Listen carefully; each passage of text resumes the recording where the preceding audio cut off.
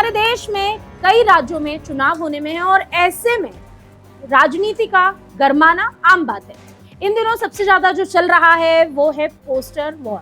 वो हम इसलिए बोल रहे हैं क्योंकि आजकल सोशल मीडिया का जमाना है, लोग सोशल मीडिया पर ज्यादा एक्टिव होते हैं और ऐसे में जो पोस्टर्स ये पार्टियां बनाकर वायरल करती है उसके लोग चटकारे भी लेते हैं, उन पर हंसते भी हैं और उन्हें शेयर भी करते हैं। लेकिन आज एक ऐसा पोस्टर मार्केट में आया जिसके बाद समझिए कि दोनों पार्टी में, या ये कह सकते हैं कि दिल्ली से, कश्मीर से लेकर कन्याकुमारी तक और हमारी राजधानी दिल्ली भी हिल गई है। ऐसा क्यों कह रहे हैं, हम आपको दिखाते हैं एक झलक उन पोस्टर्स की। लेकिन उसके पहले मेरे साथ है मेरी सहयोगी श्रेया और हम आज श्रेया से जानेंगे। श्रेया का इस विषय पर काफी अच्छी पकड़ रही है क्योंकि काफी लंबे समय से श्रेया ने, जब कर्नाटक में चुनाव हो रहे थे तब भी श्रेया इस पर काम कर चुकी है। श्रेया, कैसे शुरू हुआ ये पोस्टर वॉर? तो कनू जी, पहले मैं आपको बता दूं कि ये पोस्टर वॉर शुरुआत ही कांग्रेस की तरफ से हुई है। आपको बता दूं, जब कर्नाटक विधानसभा चुनाव हो रहे थे उस समय ये स्ट्रेटेजी कांग्रेस की तरफ से उठाई गई थी। उस समय जब ये वॉर शुरू किया गया था उस समय, उसके बाद ये कर्नाटक में आपने देखा इस पे जीत भी हासिल हुई। इसके बाद मध्य प्रदेश में अब चुनाव आने वाले हैं, तो मध्य प्रदेश में भी अब यही पोस्टर वॉर कांग्रेस की तरफ से शुरू करी गई। तो बीजेपी ने भी पलटवार किया है। इसमें शुरुआत कांग्रेस ने करी है।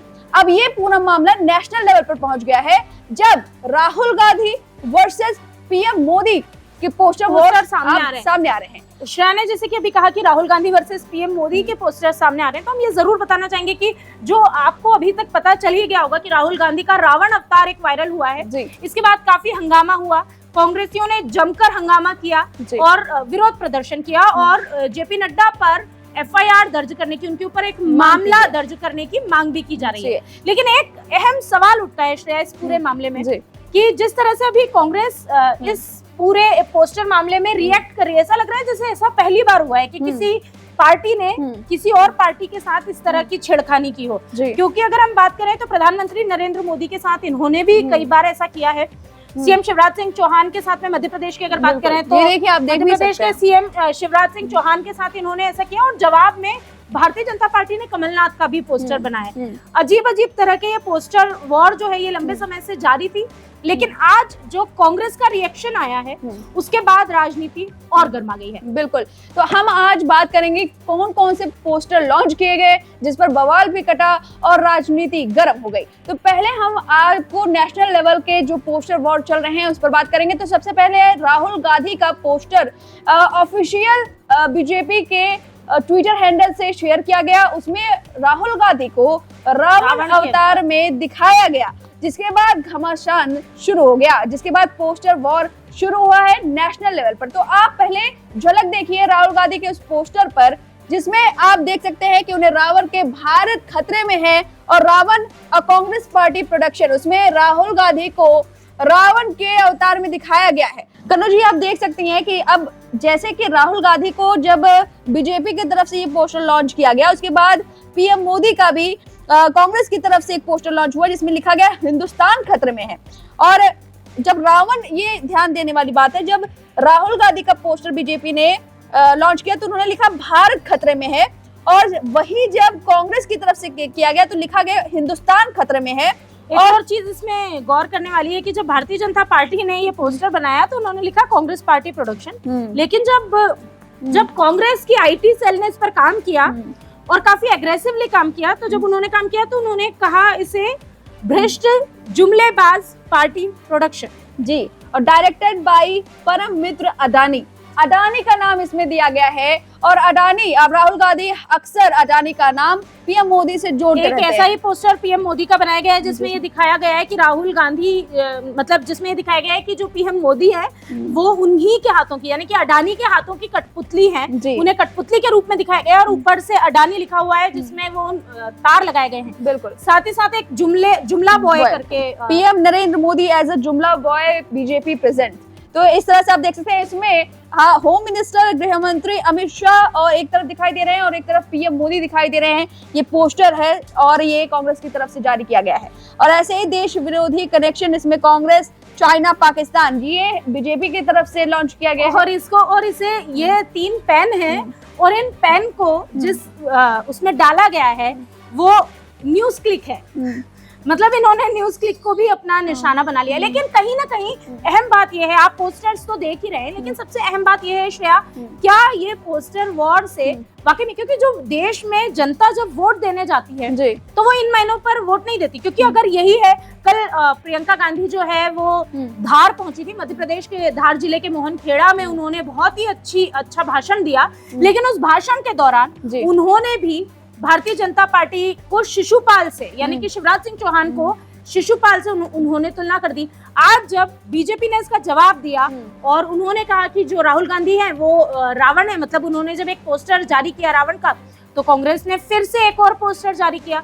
ये जो पोस्टर विवाद है, इससे क्या वाकई लगता है कि कोई जनता के ऊपर असर पड़ने वाला है इसका, या ये सिर्फ मजाक और चुनावी स्टंट ही है? कर्नाटका में जिस तरह से जीत हुई है कांग्रेस की, उसमें ये बड़ी स्ट्रेटेजी मानी गई थी, क्योंकि उस वक्त ये पहला लॉन्चिंग हुआ था और लोगों पर बहुत बड़ा इम्पैक्ट पड़ता है, क्योंकि ये जगह जगह पर लगे होते हैं। जैसे एडवर्टाइजमेंट का एक बहुत बड़ा इम्पैक्ट पड़ता है लोगों पर, उसी तरह इस पोस्टर वॉर भी ये नोटिसेबल है, क्योंकि ये आप नोटिस कर सकते हैं और अब जगह जगह पर इसको स्प्रेड किया गया था, तो इसका इम्पैक्ट थोड़ा बहुत दिखा था कि कर्नाटका में जीत का इसका श्रेय माना गया था। और यही स्ट्रेटेजी अब एमपी में भी उतारी जा रही है। हालांकि बीजेपी उस समय उतना अलर्ट नहीं थी, लेकिन अब बीजेपी भी इस पर पलटवार है, हमलावर है, और अब वो भी धड़ाधड़ पोस्टर लॉन्च कर रहे हैं। तो दोनों तरफ से ये पोस्टर वॉर हो रहा है। जाहिर सी बात है कि इसका कुछ ना कुछ इसका एक असर तो पड़ रहा है, अदरवाइज ये इस तरह से नहीं लोग लॉन्च करते। इसका उतना ऐसा कहा जा सकता है कि जो फर्स्ट टाइम वोटर्स हैं, जिन पर इस बार प्रधानमंत्री नरेंद्र मोदी ने भी, जब वो भोपाल से कार्यकर्ता सम्मेलन को संबोधित कर रहे थे, तो उन्हें टारगेट किया था। फर्स्ट टाइम वोटर्स यानी कि वो बच्चे जो 18 साल से अभी ऊपर आए हैं और वो पहली बार चुनाव में वोट डालने वाले हैं। इसका मतलब साफ है कि ऐसे बच्चे जो मोबाइल फ्रेंडली हैं, जो टेक्नो फ्रीक हैं, उन लोगों को इन्होंने बांधने की कोशिश की है, या उस युवा वर्ग को अपने आप से जोड़ने की कोशिश की है। मैं आपको बताऊं, आजकल मीम्स ट्रेंड में रहते हैं, अक्सर लोगों को मीम्स बेहद पसंद है, तो इस वजह से ये मीम्स कैटेगरी में आ रहे हैं। आप राहुल गांधी को एक फनी वे में आप प्रेजेंट कर रहे हैं और कहीं ना कहीं तंज कसा जा रहा है व्यंग्यात्मक रूप से, तो आजकल मीम्स भी इसी तरह से चलते हैं, इस वजह से ये ट्रेंड में आ रहे हैं और लोग इससे एंगेज कर पा रहे हैं, एंगेजमेंट बढ़ रही है इससे, तो ये कहीं ना कहीं असरदार है। जुड़ाव भी महसूस करते हैं। कुछ चीजें ऐसी होती है, जैसे जब फिल्मों के पोस्टर से कुछ रिलेट किया जाता है, या कुछ ऐसी चीजें हैं जिन पे, जैसे पीएम मोदी को तुगलक कहा गया था, वो भी एक पोस्टर था जो काफी इफेक्टिव रहा था। हालांकि अभी भी एक सवाल है कि जो हम फिर से बोलेंगे कि जो फर्स्ट टाइम वोटर्स है उन पर तो ये असर कर सकता है, लेकिन वो वोटर्स जो 30 एंड अबव हैं, जो गंभीरता से चुनावी मुद्दों को गहन चिंतन करने के बाद वोट करता है, उसके लिए क्या ये पोस्टर्स मायने रखेंगे?